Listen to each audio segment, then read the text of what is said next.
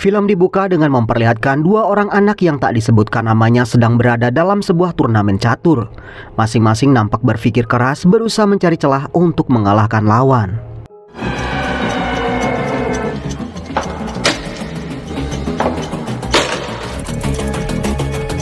Namun di saat-saat terakhir anak yang gembul mulai kehabisan akal, terlebih ketika lawannya memberikan 2 kali skakmat. Si Gemul pun tak punya cara lain menyelamatkan sang raja dan ia pun menyerah.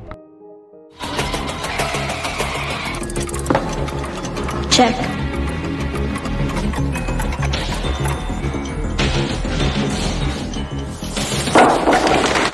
Ketika sang juara mengajaknya bersalaman, tiba-tiba saja si Gemul menusuk tangan sang juara dengan pena.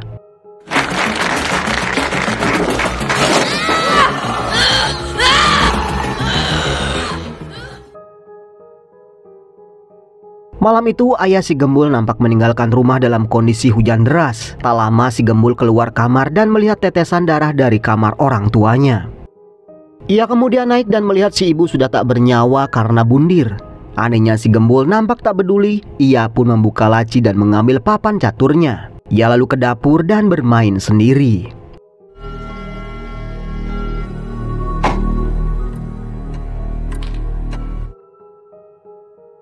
Bertahun-tahun kemudian terlihat seorang Grandmaster catur bernama Peter Anderson sedang berhadapan dengan Grandmaster lain bernama Lut untuk memperebutkan gelar juara dunia tahun ini. Di situ nampak Peter memimpin pertandingan dan ia pun berhasil membuat Lut menyerah.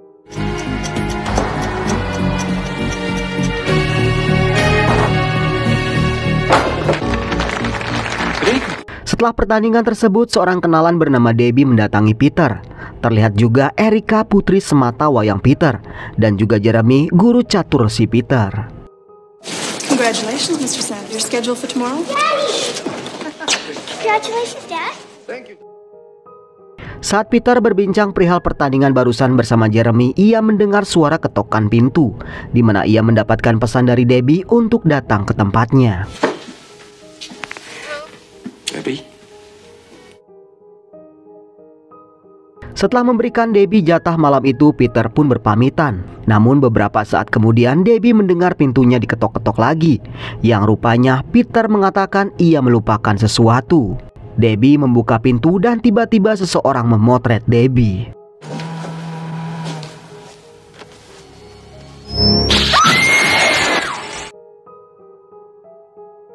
Keesokan harinya, Andy seorang detektif menjelaskan pada atasannya perihal penemuan jasad si Debbie di apartemennya. Dan diketahui kalau Debbie baru saja pindah ke Seattle 4 bulan yang lalu. Setibanya di TKP, Frank kaget melihat jasad Debbie di make up begitu aneh. Jasadnya juga ditempatkan di ranjang dengan kata "remember" di dinding.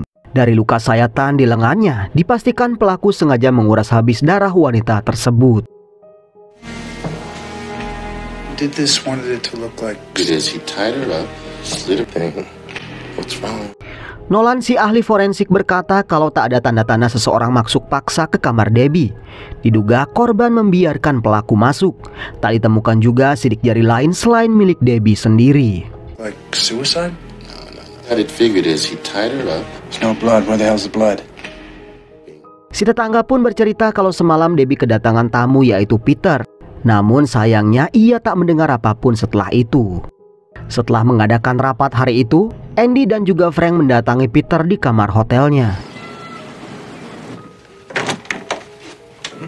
Frank Sedman, Roxbridge, Pete. Saat diinterogasi, Peter berkata kalau ia dan Debbie belum lama kenal. Ia memang meminta Debbie untuk menjadi asistennya. Selain itu, saat penyerangan itu terjadi, ia sedang berjalan-jalan untuk menenangkan diri selepas turnamen. What did you do last night? I went for a walk. Played Gregory lots. I came back to my room and... Well, I have here a printout from the hotel. Mendengar jawaban tersebut, Andy dan Frank pun pergi. Namun mereka masih yakin kalau Frank berbohong. I don't know. He's lying. Sebelum pertandingan dimulai, Peter menyempatkan diri mendatangi arena turnamen. Di mana hari itu Peter nampak bosan dan meminta panitia melakukan beberapa perubahan, termasuk meminta sang operator komputer bernama David untuk mengubah display pergerakan bidak catur agar lebih lembut.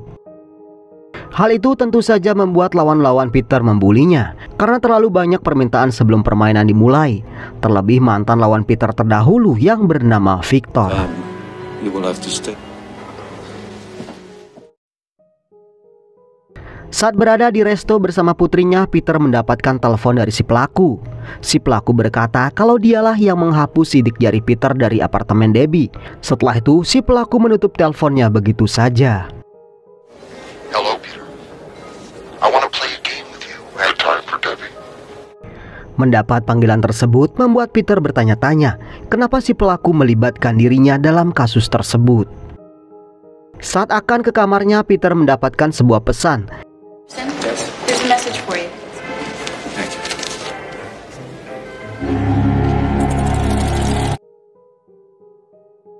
Mendapat kabar tersebut, Frank dan Andy langsung mendatangi Peter. Namun di situ, Andy dengan sinis malah menuduh kalau Peter merekayasa pesan tersebut untuk mengecoh polisi. Dengan kesal, Peter pun mengajak mereka mendengarkan sendiri telepon dari si pelaku jam 11 besok pagi. Di malam harinya, Frank menemui seorang dokter jiwa bernama Dr. Alan untuk mengidentifikasi kejiwaan pelaku dari foto korban. Di situ, Alan pun memastikan kalau si pelaku memang mengalami gangguan jiwa. Dalam hal ini, si pelaku melakukan semacam fantasi untuk kepuasannya sendiri. Namun ia sedikit merasa aneh karena korban tak mengalami kekerasan seksual seperti yang dilakukan psikopat pada umumnya. Madam, could you tell? You deal with crazy people. I deal with out some kind of fantasy. Give the appearance of being normal, Dr. Fulton. Sementara itu, di tempat berbeda, seorang wanita nampak sedang menuju basement untuk melondre pakaiannya. Ia pun nampak tak sadar kalau ia sedang dibuntuti seseorang. Dan ketika ia lengah, pria tersebut pun menangkapnya.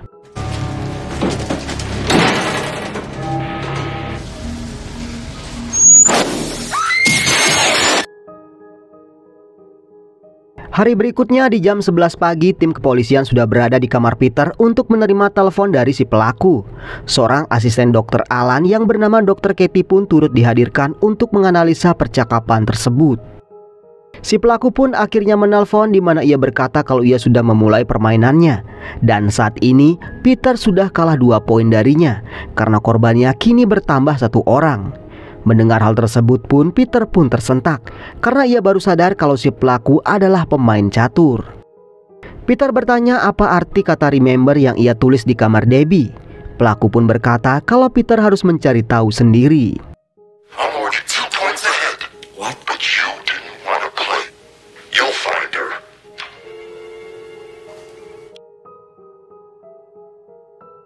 Mereka kembali ke kantor dan kembali membahas si pelaku. Di situ Dr. Katie merasa kalau si pelaku sepertinya pernah mengalami trauma masa kecil sehingga ia melampiaskannya pada para korban saat ini. Tak lama kemudian, seorang petugas membawa kabar penemuan jasad seorang wanita. I think we should bring Sanderson in on this. We found her.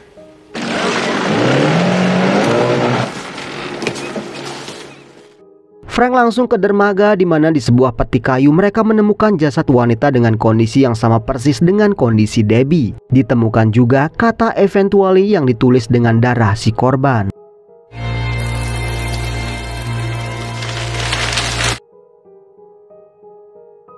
Hari itu juga Katie mendatangi Peter dan memintanya membantu polisi mengungkap siapa si pelaku. Namun Peter terlanjur sakit hati dengan kecurigaan polisi terhadapnya. Ia pun berkata kalau pertandingannya lebih penting dari apapun. Gentlemen.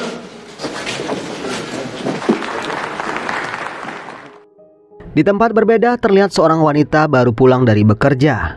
Di dalam kamar ia kaget berat karena melihat sepasang sepatu pria.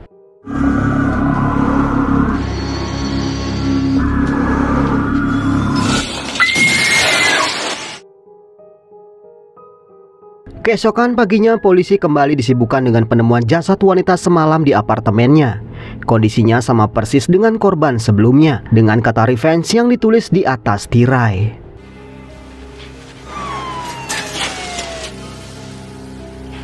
Sementara itu di rumah, Peter mendapati David ada di rumahnya. Di sana Jeremy berkata kalau komputer Erika rusak lagi. Namun David berkata kalau ia sudah memperbaikinya. Di situ terlihat Erika begitu dekat dengan David. It's emitting gamma rays to control his thought. David, thank you. You're welcome. For what? Masih di TKP, Nolan di situ menemukan cara si pelaku memasuki apartemen korban, dan ternyata pelaku juga meninggalkan jejak sepatu yang memiliki tanda robek pada bagian solnya. Katie lalu menemui Peter dan mengabarkan kalau korban ketiga yang bernama Lauren telah ditemukan. Katie juga berkata kalau Andy sangat mencurigai Peter saat ini. Akan tetapi, Katie merasa yakin kalau Andy salah duga. Hal tersebut cukup membuat Peter lega. I know it was bad. You know, Andy thinks you're doing this because I think he's wrong. Tak lama Frank dan Andy pun datang. Frank berkata kalau ia tak mau mengganggu Erika dan ia telah menyiapkan sebuah telepon di basement untuk menerima telepon si pelaku. Mereka pun akhirnya ke basement. Di situ nampak basement sedang kebanjiran karena rupanya pompa air di sana jebol. Tak lama si pelaku pun menelpon, di mana ia coba mengabarkan perihal korbannya yang ketiga. Peter mencoba memancing si pelaku untuk mengatakan kenapa ia membunuh wanita tersebut, padahal Peter bahkan tak mengenalnya sama sekali. Si pelaku pun berkata kalau itu tugas Peter untuk mencari tahu sendiri. Why you don't feel the pain you caused me? These girls to feel your pain? Don't want to get into the psychological. Pembicaraan singkat itu pun tak mendapatkan petunjuk apapun bagi polisi. Bahkan polisi tak bisa melacak keberadaan si pelaku karena diduga si pelaku menelepon dari luar negeri. Katie lalu mengajak Peter berjalan-jalan di pantai karena ia tahu Peter sedang kalut. Karena saat ini Peter berusaha keras mengungkap siapa pelakunya, karena jika tidak mungkin polisi akan terus mencurigai dirinya. Mereka pun berbincang banyak semakin dalam hingga ke pembicaraan pribadi, dan hal tersebut rupanya membuat Peter jatuh cinta pada Katie. Sementara di tempat berbeda, pelaku kembali berulah dan mendapatkan seorang korban lagi. Hari berikutnya saat akan ke klinik, Katie yang melewati taman melihat jejak sepatu dengan sol robek yang mirip dengan sol sepatu si pelaku. Saat melihat ke sekeliling, tiba-tiba Dr. Alan muncul.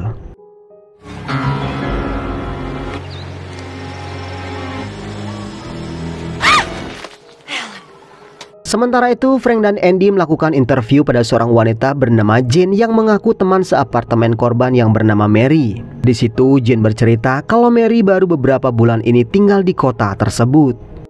Seattle, how long ago was that? Just a few months ago, through a rental agency. What's up? Come on. Sadar kalau semua korban adalah pendatang baru di kota tersebut, mereka pun mendatangi sebuah agen penyewaan properti satu-satunya di kota itu. Namun saat ditanya, si pemilik berkata kalau data pelanggannya hanya ada di komputernya dan tak pernah diakses orang lain. Dari pernyataan tersebut, Frank pun kembali menemukan jalan buntu. Things are in this computer. We don't keep any other files. The counterpart time, that's it. Access to the files. No one. Dead end. Detour. Saat jam 11, Katie, Peter, dan timnya Frank kembali ke ruang pompa untuk menerima telepon dari si pelaku. Peter pun bertanya kenapa si pelaku mendatangi klinik Dr. Katie. Si pelaku pun nampak tak mau menjawab. Ia hanya berkata kalau ia menaruh pesan di sebuah bangku di taman untuk Peter. There's an old wooden bench with a message board under it.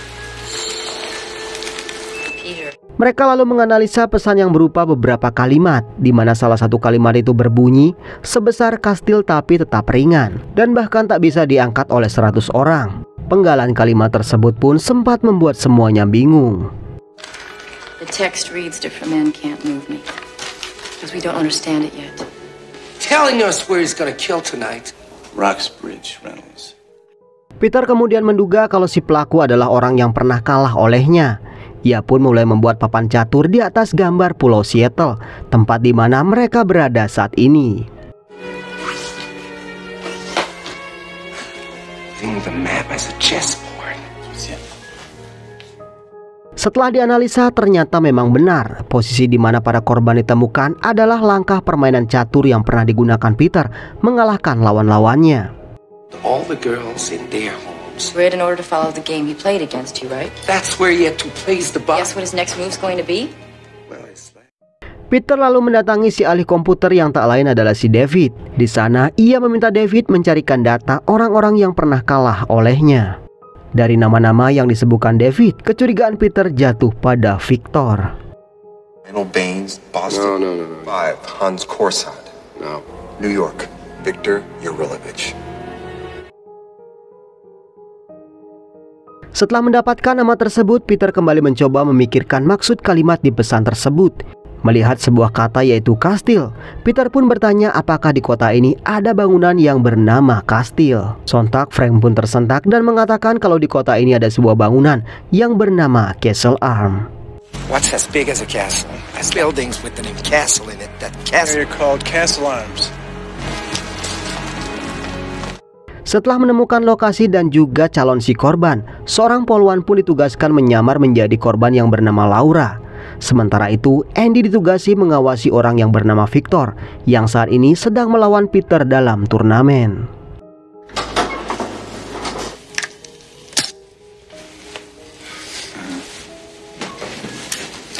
Akan tetapi di saat permainan berlangsung, tiba-tiba komputer mengalami masalah. Panitia pun mengatakan kalau permainan ditunda sampai besok. Sementara itu Frank dan timnya mulai bersiaga. Namun tiba-tiba seorang rekan berkata kalau ada bangunan lain yang juga bernama Castle Crown di jalan yang berbeda. Sontak hal itu membuat Frank merasa kalau ia telah dijebak. Dan benar saja, di jalan tersebut rupanya si pelaku sudah ada di salah satu apartemen. Di sana ia mengendap-endap dan akhirnya mendapatkan satu korban lagi.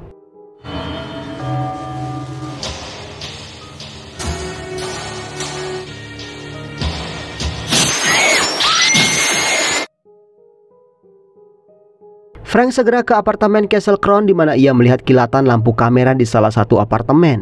Namun saat Frank tiba di sana, si pelaku sudah pergi.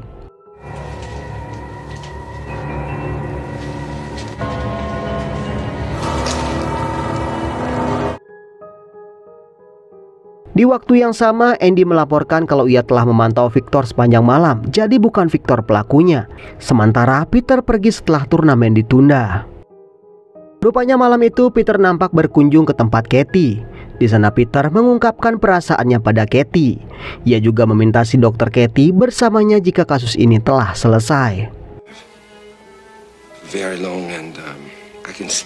I'm not looking for an apology. Di situ Peter mulai bercerita perihal istrinya yang meninggal karena terjun dari tebing. Ia merasa sebagai seorang suami, ia terlalu terobsesi pada catur dan mengabaikan istrinya. Peter juga memperlihatkan surat dari istrinya sebelum istrinya pergi. The letter, I closed myself. Why not? There are many pains. Keesokan paginya Peter dan Katie kembali ke basement untuk menunggu telepon dari si pelaku.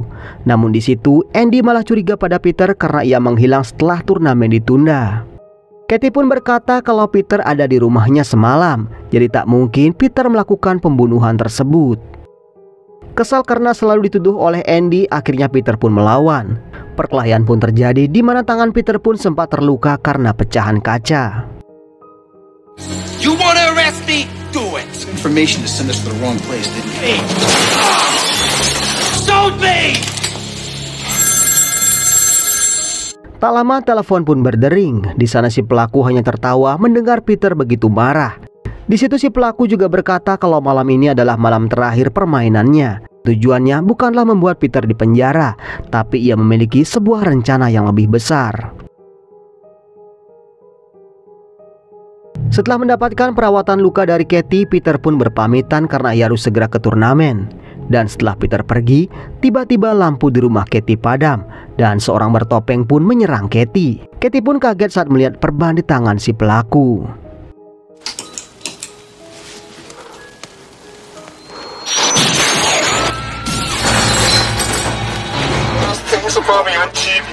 Di situ Katie berusaha melawan dan berhasil lolos dari serangan tersebut.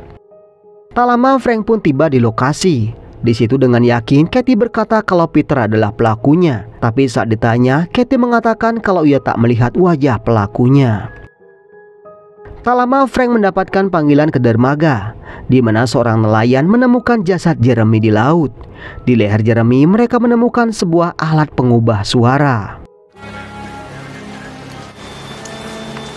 Voice modulator. Di sana mereka juga menemukan sebuah surat di mana Jeremy meminta maaf pada Peter karena ia tak mau melakukan pembunuhan lagi.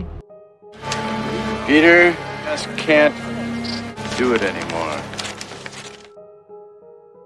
Sadar kalau otak dari semua pembunuhan itu adalah Peter, malam itu juga polisi menggeledah kamar Peter, di mana mereka pun menemukan foto para korban yang disembunyikan di bawah laci. Karena semua bukti mengarah pada Peter, malam itu juga Peter diciduk di turnamennya.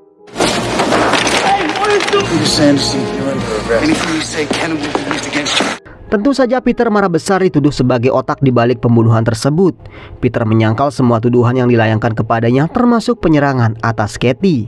Namun Peter diminta diam dan tak berbicara banyak. Ia pun diberikan waktu untuk menelepon seorang pengacara.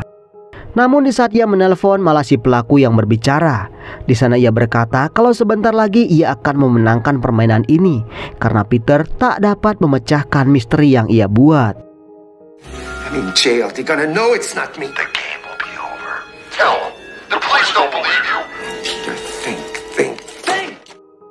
Sementara itu Katie masih meragukan apa yang ia lihat. Ia pun merasa ragu kalau Peter adalah seorang pembunuh. Ia masih yakin seseorang ingin menjebak Peter. Selain itu Katie masih penasaran dengan jejak kaki yang ia lihat di halaman klinik. Dari situlah Katie menduga kalau mungkin si pelaku adalah salah satu pasiennya.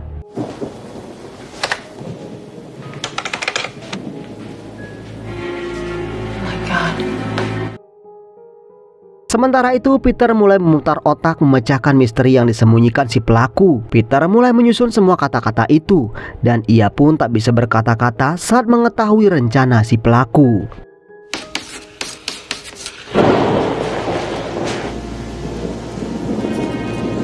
Shit. Frank dan Andy kemudian datang, di mana mereka tak percaya ketika Peter berkata kalau yang diincar si pelaku adalah putrinya.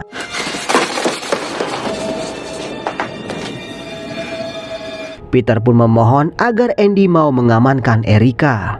Dengan berat hati Andy pun pergi, akan tetapi Peter masih belum tenang sebelum ia memastikan keselamatan putrinya. Peter pun terus memohon pada Frank agar ia dilepaskan, namun semua usahanya sia-sia. Akhirnya dengan sedikit usaha ia berhasil mendapatkan senjata dari seorang petugas jaga. Ia pun berhasil memasukkan mereka berdua ke dalam sel.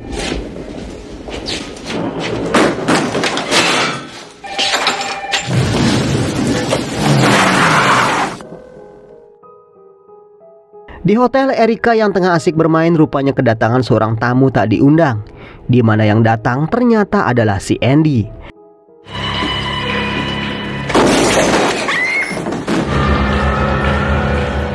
Come with me. I can't. Sementara itu, Katie yang tiba di kantor polisi mendapati Frank ada di dalam sel. Singkat cerita, Peter pun tiba di hotel. Ia mencari putrinya ke sana kemari, namun ia tak menemukannya. Peter kemudian melihat ceceran darah di bawah lemari. Setelah pintu lemari dibuka, ternyata itu adalah jasad Andy.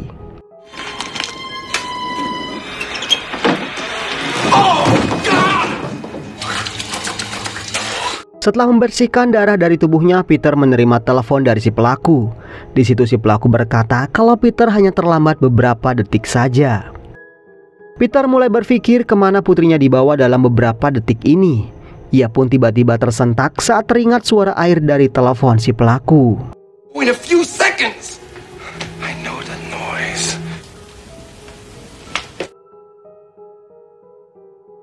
Sementara itu di basement kita diperlihatkan kalau si pelaku adalah si David, si ahli komputer turnamen. Tak lama ia menerima telepon di mana itu dari Peter, dan tiba-tiba saja Peter sudah ada di belakangnya. I know where you are, David. How did you know? You'll still be dead before you can get down here. Checkmate. Peter berhasil membuat David membuang pisau cukurnya. Disitulah David mengaku kalau ia iri dengan kejeniusan Peter dan kekalahannya sewaktu ia kecil sangat menyakitkan bagi dirinya. Compared to what you caused me. Kekalahan dirinya waktu itu telah membuat si ibu melakukan bundir dan si ayah juga pergi entah kemana. Sejak saat itulah hidupnya benar-benar hancur dan gagal menjadi seorang pemain catur.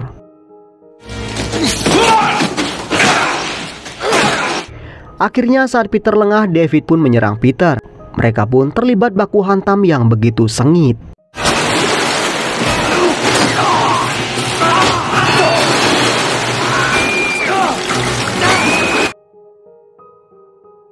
Sementara itu, Frank dan juga Katie baru sampai di hotel.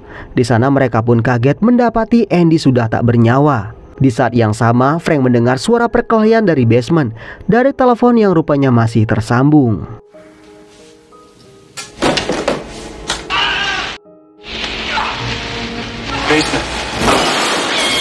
Setelah cukup lama bergulat, akhirnya Peter berhasil menghantam David dengan pipa besi. Saat Peter akan menghabisi David, Erica meminta ayahnya tak melakukannya.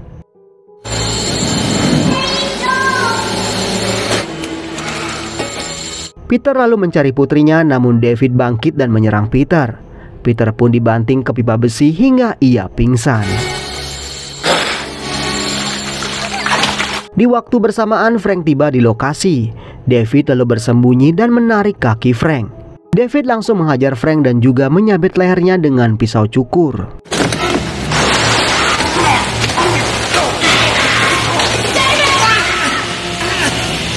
Katie berusaha kabur dari kejaran David, namun sayang ia tak bisa kemana-mana. Disitulah Katie akhirnya mencoba menyadarkan David kalau apa yang ia lakukan hanya membawa penderitaan bagi dirinya sendiri, dan semua itu tak akan membuat ibunya hidup kembali. Do this, you are not going to win. I don't understand why I have to do it. Found your file, David. I'm back your mother.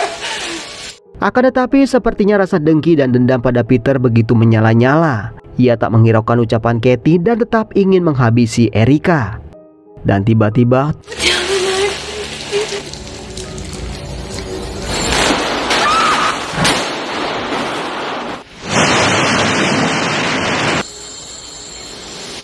dan film pun selesai.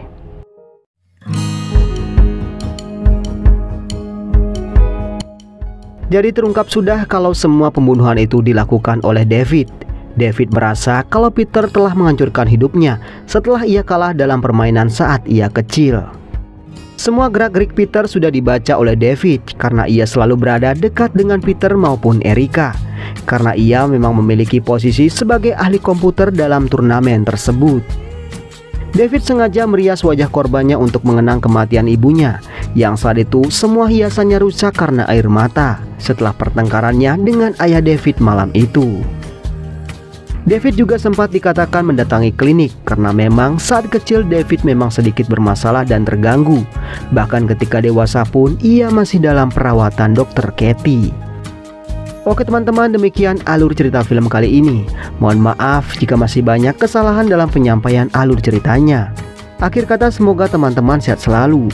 Jangan lupa subscribe dan sampai ketemu di video berikutnya.